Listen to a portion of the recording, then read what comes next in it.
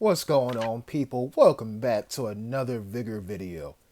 And in this one, what I'm going to do is I'm going to wait to see the map rotation, and whatever map comes up, there's two maps, and I'm going to choose one of them I like the most.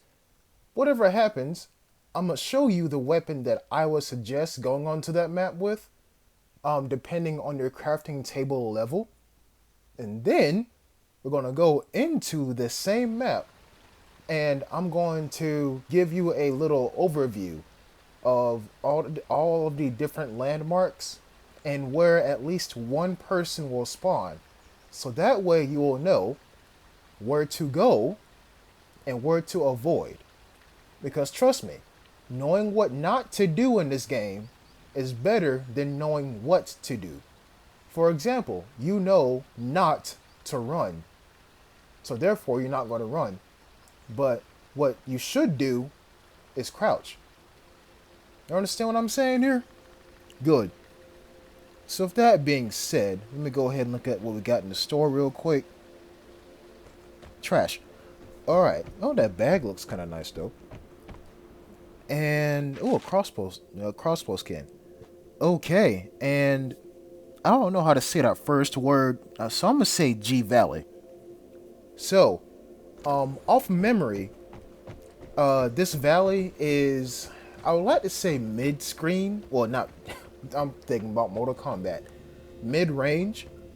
So, if you do take something into this map with a scope, make sure it's very low power. And let me just go and get set up here. You know, I take my antibiotics, and then I take my disinfectant and my iodine. Alright, so if you're a high level player or a crafting table with level 11 on up, I suggest an ADR, an MP5, or an A1, because those are high rate of fire weapons and all of them hit very hard, really close. The Bugle F1 is a good choice too. Now, if you're just starting off, this SKS, although it has a slow reload rate, it also hits hard. An M2 carbine, that has a semi-automatic function too. And again, you can change firing modes by hitting down on your D-pad.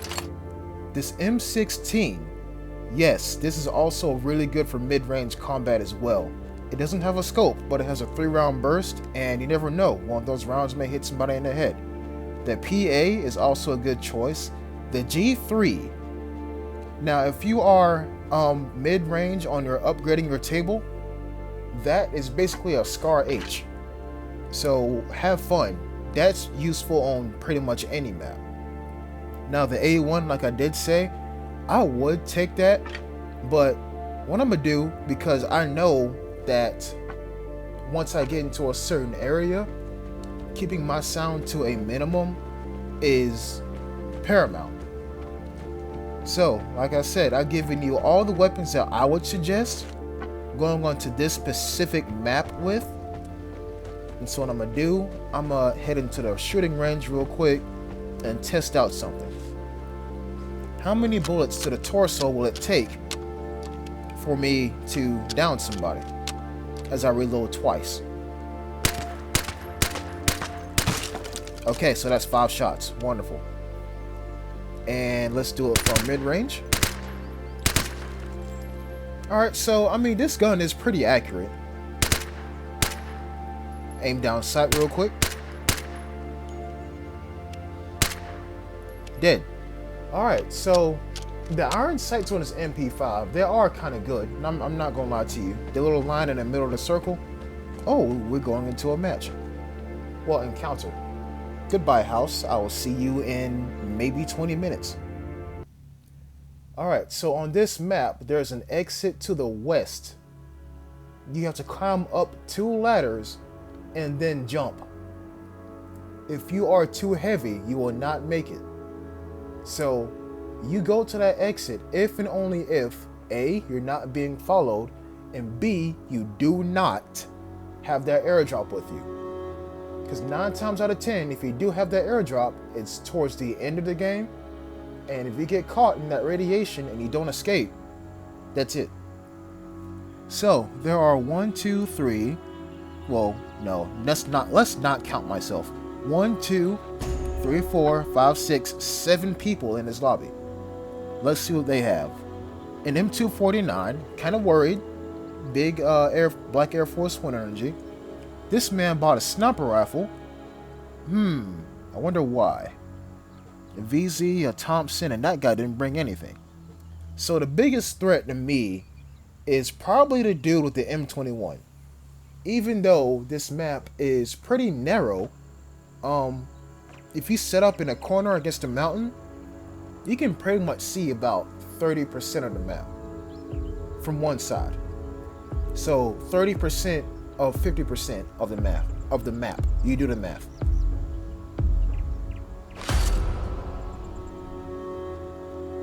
Alright, so with this being said, let's see where I'm at. Okay, I'm over here near the exit. Far away as possible from any kind of civilization, I guess. And alright, so here's the map overview that I promised you. Alright, so down here in this corner, right here, somebody's going to spawn. So be careful about that. If you don't come into here with any weapons, roadblock is your best option. Now notice how everything right here, right there in the middle of the map, is all clustered together. That is where you want it. That's where you want to go. Shelters, houses. People are already firing. Shelters, houses, churches, pretty much anything indoors. That's where all the good stuff is at. Now, I will say this. This map is really good for finding food, too. So, if you're trying to get some food, wait till this map is in a rotation and go for it. Now, as I did say before, you want to go to the middle of the map. Now, as far as certain landmarks go, I mean, anywhere that's outside, you'll probably find resources. The carpentry, yeah, you barely find anything over there. The old cabin, nothing. Cabin ruin, food. Deer feeder, food. Chapel, good stuff. You want to stop by there. That bridge is obviously has cars on it, so electronics.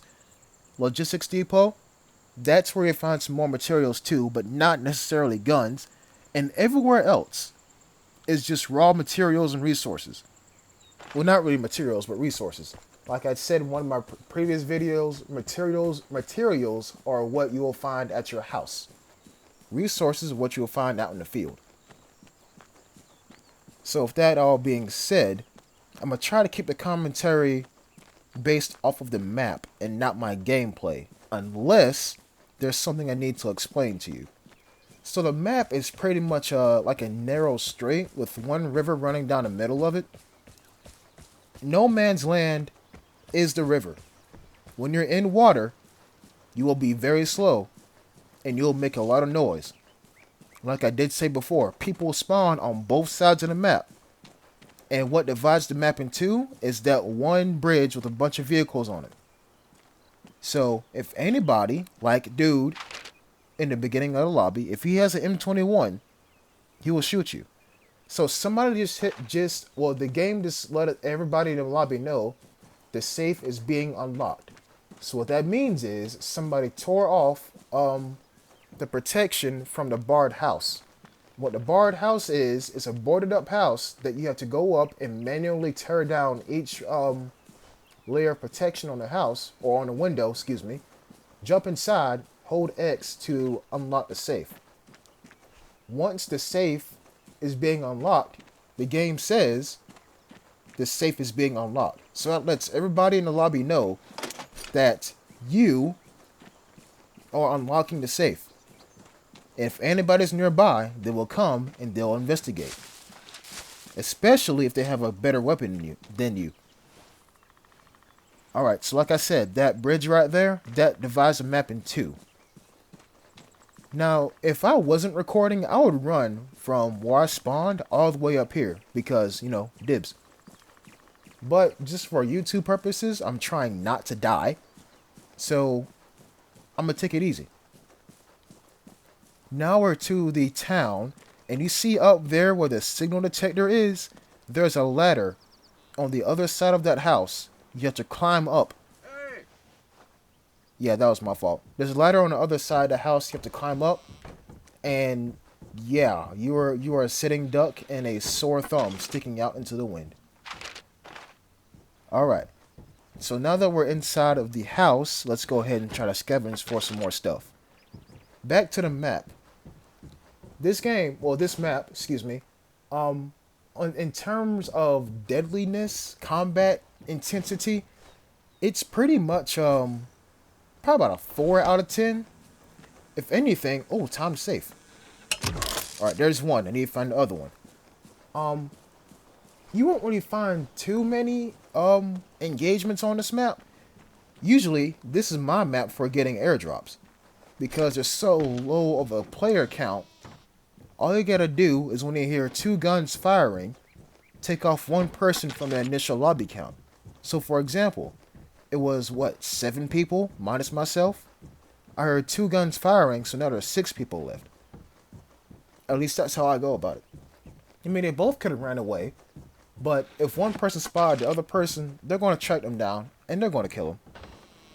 Especially if one dude has an M249. Right? So yeah. Biggest rule in warfare.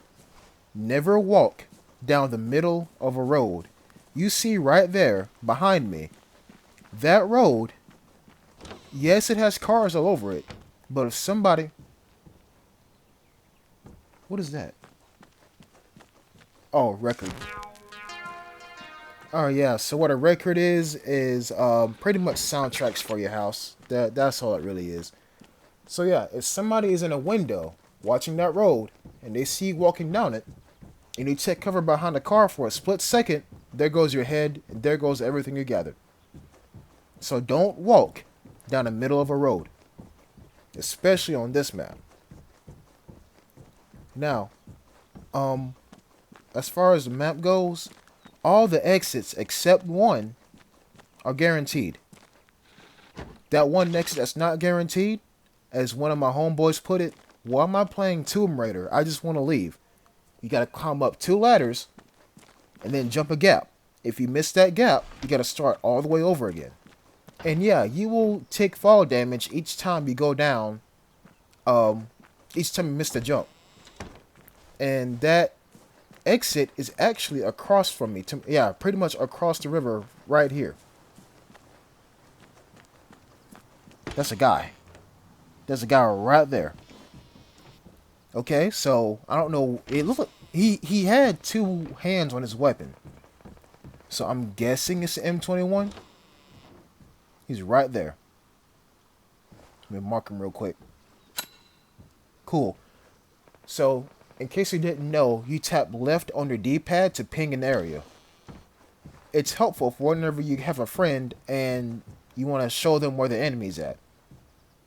What did I just pick up? Okay, whatever. So, I'm only going to be on the road. What is this? Ooh, caffeine. I'm only going to be on the road for a split second, because I just don't want to be caught out in the open. I'll go immediately into a shelter. Then I go right back out again. Right now, I'm trying to figure out where this other time safe thing is. Oh, I hear it. Wow, it was on the same building? The plane Okay. is coming.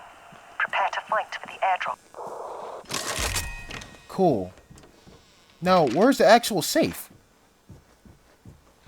Grab some more nails or some more wire really quick. But yeah, this map, in terms of a new player, every map in this game is very, very intimidating. But this map should be the least intimidating. Only because you know where everybody's going to be at. Right in the middle. Bro, where is this safe at? See, now on a map like Figelinkonten, I'm sorry, Sweden, for butchering, well, Norway for butchering your name. You should be afraid, because anybody can be anywhere. Here's a safe. Oh, cool. Portable signal detector. And some armor.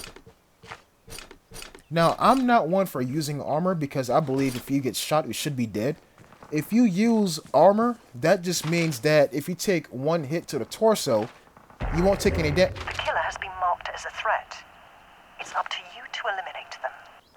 Alright, screw the armor, what I was talking about. A threat is somebody who killed 4 people in a lobby. As I dig up this buried cache. Alright, so let me recap. If somebody killed 4 people, then that means out of 7 people, it's me, him, and 1 other person. So if he leaves, then that should mean that there's only 1 other person on this map with me. And seeing as how he's over there and he killed 4 people, and that should mean there should be nobody else on that side of the map. Let me use this thing real quick. Okay, so he's right there. Now, something's telling me that he has the M21, which means he's probably scoped in and watching that airdrop. Alright, I'm going to mark his location too, because I doubt he's going to move. He's in a really good spot to watch that airdrop. So, the portable signal detector, that only lets you know where the nearest person is. Somebody could be directly behind that person that the signal detector marked for you, and you won't know about it. So I'm going to take a bit of a risk that the actual signal detector that's on top of this barn, I'm going to run to it. Because I'm thinking, if he killed 4 people and now he's gone, because the skull and crossbones is gone too, there shouldn't be anybody left. Besides that one guy that I marked. Oh, I don't like being up here. I do not like being up here. Okay. Run. Go prone. Just as I thought. It's only him. So that means if I want the airdrop, I can go and get it. But I gotta be really quick because I don't want to let him get good target ballistics and predict my movement and I get shot. Can't be having that. I'm already full enough as is. So I'm gonna make my way to this airdrop real quick and put on my black Air Force Ones and just go for it. Wait a minute. Hold on. Okay, I gotta think.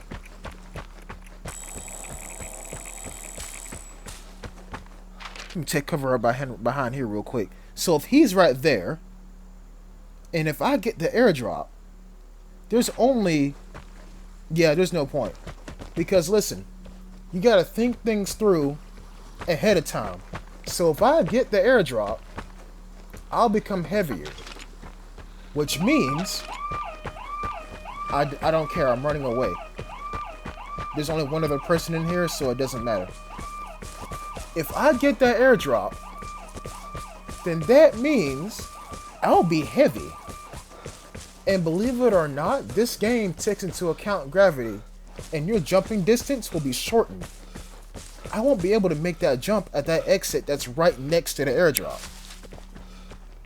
That means that I gotta run to the other side of the map to exit. I'll be caught and dead by radiation by then. So it's best if I just go. And that's what I'm doing right now. It's important in this game to not be too greedy. Yes, an airdrop is good. Yes, it will, boost your experience or whatever. Yes, for all your new players, the airdrop will, at some point, if you get enough of them, give you a plan. But if you don't take into account where your nearest exit is, where the nearest player is, and how heavy you are before you get the airdrop, you're done for, and you'll lose everything. You can't say, oh, there's nothing to lose in this game.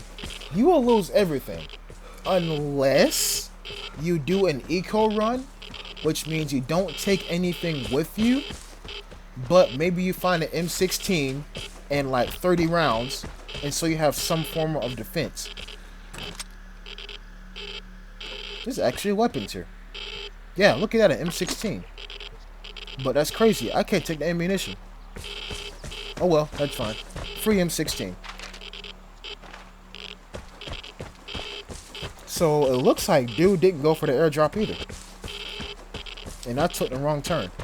So yeah, I could have gotten that airdrop. But would I survived? Would I have survived? My bet is no. Because look, the radiation's already covered the map. And I'm already down by, what, like 65? No, like 45% of my health? And I'm not making that jump on that exit. I'd rather take this exit.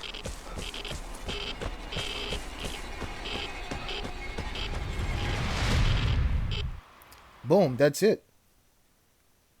It's all about thinking ahead of time and thinking about your surroundings. Because it's real easy to say, oh, there's nobody here, I'm gonna get the airdrop. And you mistake your safety for confidence. And when you go for it, you get opened up on and then you're dead. I hope you learned something. Peace.